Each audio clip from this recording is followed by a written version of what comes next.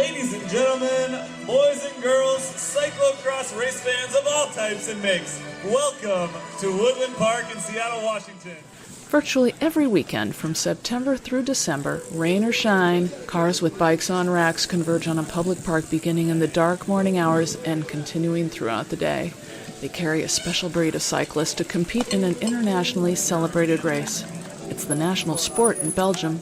Born in France over 100 years ago and introduced into the United States in the 60s, it's exploding in popularity in the Northwest. It's called cyclocross.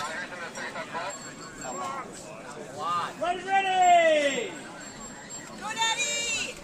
Go, Daddy! The sport is getting really popular, so let me explain. Go! Today there are almost 100,000 racers nationwide and well over 1,000 in and around the Puget Sound. They range from 5 years old to over 65, male and female. Friends and families show up in droves to cheer, heckle, and clang cowbells. Food trucks and vendors set up their wares. Bike clubs create a bizarre-style alley with their tents, bikes lined up on racks. On the colder days, there might be small wood fires to warm by. People on bikes slither through the crowds. So what is it like to race cyclocross? It's insane. It hurts worse than just about anything else I've ever done, including marathons and triathlons. It requires you to have a level of fitness and be able to handle a bike. And it's kind of a chess game. You can't just come out here and ride fast. You have to think. It's you against your bike, and you against your own body, and you against the course, and you against all the other racers. Cyclocross courses are circuitous, weaving around trees, trails, streams, and man-made barriers like stairs and barricades. Typically, riders do 3 to 10 laps, each about a mile long.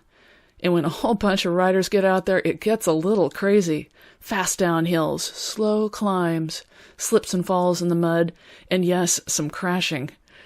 Racers overcome challenges by sheer grit, some by wit. But all need muscle, balance, and a good dose of adrenaline. Somehow the racers love it. Back on a frosty, cold October morning, racers shared war stories after their race. How's it feel? You just finished your race. I don't know. My lungs are toasted. It feels kind of like cold, frosty air. It's seared your lungs a little bit. Did you like it? Oh, it was great. It was great. It was very, very fast. How was your race? Barfy. No, wait. That came at the end. Great. Did you have fun? It was great. Yes, you bet. That was a IT professional and a Boeing engineer. And here's a local chef. It's very challenging. It's an adrenaline rush, and every course is different, so it's really fun to see what you're up against. And it's not just fun for the racers. Cyclocross is an excellent spectator sport. The tightly woven course provides spectators an up-close position to cheer a friend up a muddy hill or around a tight corner, and then they run across to the other side of the course to cheer them again as the racers hurdle barricades, remount, and take off down a straightaway in a full sprint. For the MFG series, Alex Walker calls the race from his perch atop a truck, entertaining and educating racers and spectators alike.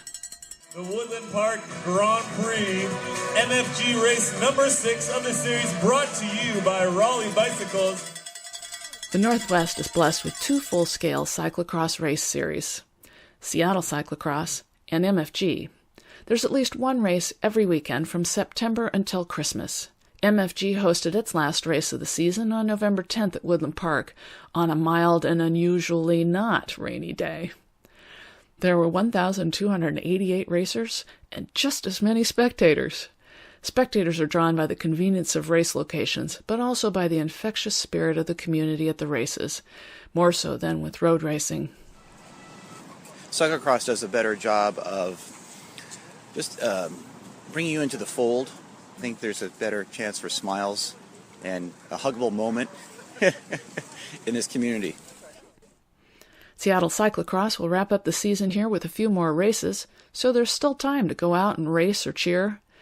Then a handful of racers will pack up for the U.S. Grand Prix, hosted by Deschutes Brewery in Bend, Oregon, at 3,600 feet in elevation, and the first weekend in December, snow is expected. And frozen mud there would not be unheard of. At the end of the day, riders will be battered and bruised, tired and hungry. but they will wear broad smiles as they pack their bikes up onto their car racks like muddy trophies of a day of fun and conquest. Mark Morante, great job, all done. John Herzog, all done. A couple more riders, and the top 10 of the 45 plus will be in the books.